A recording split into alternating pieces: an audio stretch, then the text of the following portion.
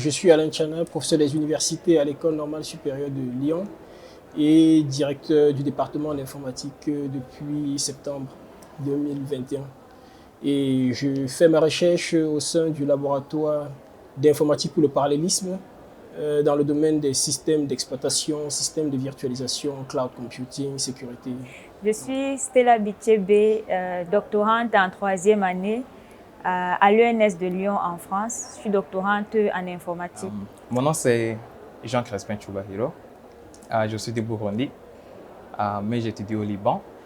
Je suis allé là-bas en 2019 pour étudier génie industriel. Je dirais que l'objectif de mes travaux de recherche à long terme, c'est de réduire l'empreinte carbone des data centers dans le monde. Parce que le nombre de data centers dans le monde aujourd'hui augmente très rapidement.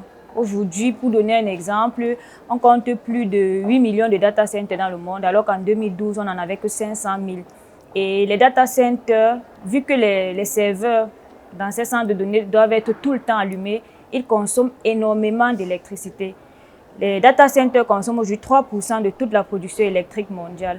Donc, mes travaux de recherche visent à proposer des solutions et des améliorations des serveurs pour réduire en fait le nombre de machines qui doivent rester allumées dans un data center afin de réduire leur consommation électrique et donc leur empreinte carbone.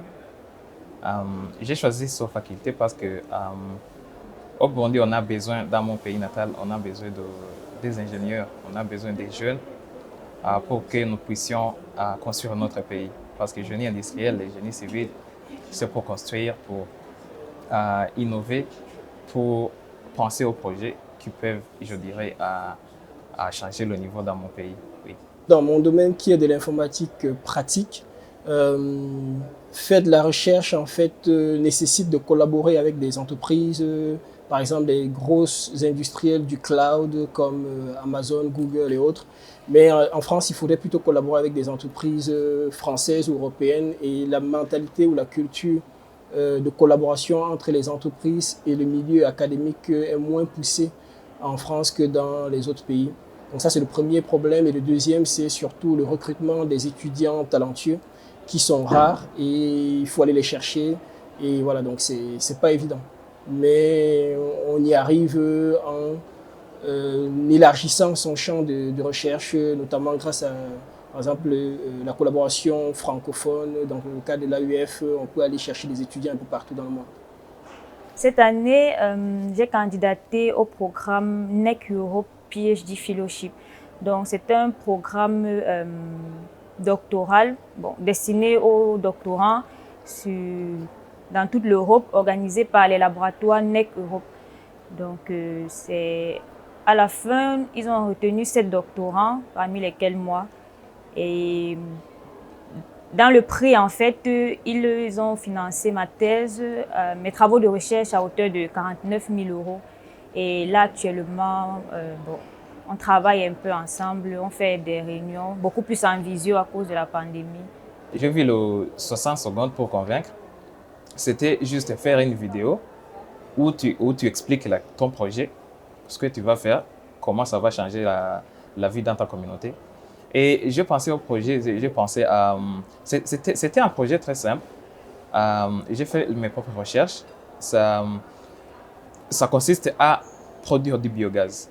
Tu peux avoir du biogaz en transformant les déchets alimentaires ou même la bouse de vache. Alors, si tu transformes tous les deux, tu mets dans un endroit quelque part et dans les conditions qu'on exige. Alors, après une semaine ou 2 semaines, il va y avoir formation de gaz. Alors, ce biogaz, ça peut être utilisé pour produire de l'électricité parce que dans beaucoup de régions dans mon pays, il n'y a pas d'électricité. Alors, on peut utiliser ça pour produire de l'électricité. Ou même, tu peux utiliser ça pour cuire. Alors, j'ai présenté ce projet et Dieu merci, j'ai été sélectionné et mon projet a été choisi parmi les lauréats. Maintenant, je suis parmi les 3 premiers. Alors, je suis très heureux. La recherche, en fait, c'est juste un travail où il faut être passionné. Et une fois qu'on est passionné, on oublie la difficulté et on peut réussir à innover. un de mes objectifs, en fait, c'est ça, c'est d'essayer de briller toujours plus pour attirer les filles, pour leur montrer que c'est possible, pour leur montrer que ça n'enlève rien à notre féminité, en fait, de faire de la recherche, de faire des études scientifiques.